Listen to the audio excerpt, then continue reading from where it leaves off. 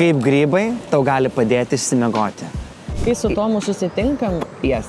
jisai visą laiką labai nuoširdžiai manęs daug klausinėja visokiausių dalykų.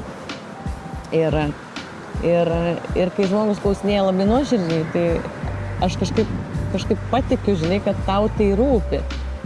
Ir kai tau tai rūpi ir tu man kažką pasiūlai, aš tada labai tikiu tavim, žinai.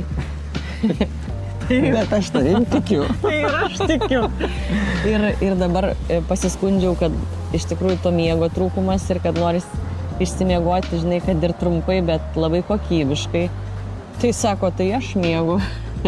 Aš miegu kaip užmuštas. Kokybiškai. Supranti, aš norėčiau kaip gyva miegoti, žinai, kaip neužmušta. Tai sako, yra būdas. Tai va, tai aš dabar bandysiu susipažinti su tokiais papildais, kurie leidžia išsimiegoti. Ir apie šituos esu kažką tai girdėjus, esu jau susipažinus, bet nesu dar pabandžius. Tai va tas magnis visiškai bus į temą man, nes paskutiniu metu man viena akis taip, žinai, o čia turbūt tas magnio trūkumas yra, ne? Arba B vitamino, arba magnio. Tai va, čia yra mood, sleep ir muscle. Magnio yra labai daug rūšių. Bisglicinatas, jis labai geras miegui.